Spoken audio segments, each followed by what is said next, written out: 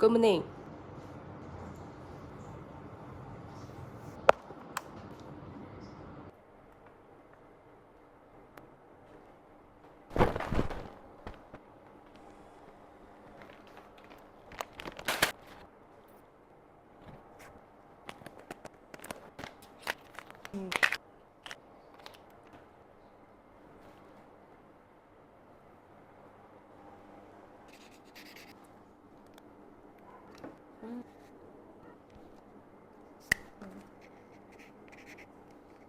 Đi ơi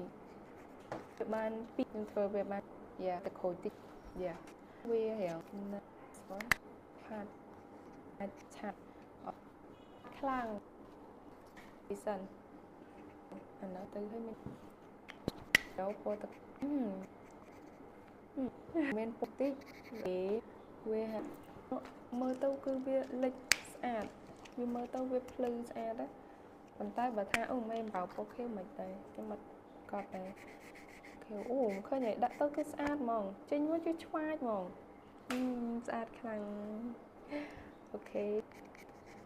អូញ៉ាំអត់ចម្លែកទៅដាក់ពុកខៀវចឹងស្អាតខ្លាំងអូខេស៊ីហើយខ្ញុំបានដូចបាន2ខ្ញុំផាត់បានប៉ុណ្ណេះទៅ3 4នោះនៅច្រើនណានៅអត់ទូចដាក់ខាងក្នុងអូខេនៅ3នឹងទៀតជាខ្សែ Norike គឺពុំមានក៏នេះដែរនេះបតោង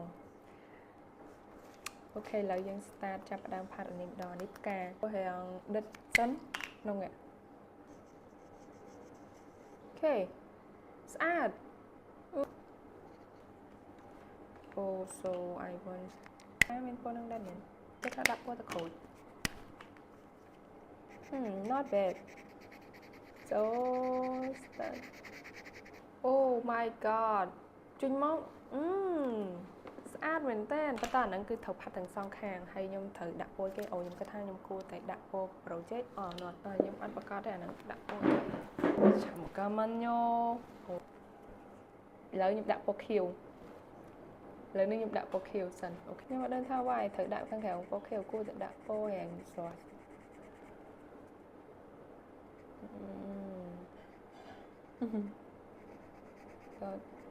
ចេះផាត់ color ទេ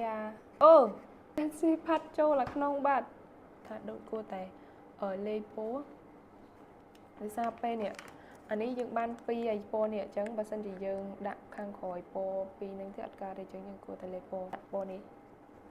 ខ្ញុំទៅចង់បានពណ៌ច្រើនអូ not bad ស្អាតខ្លាំង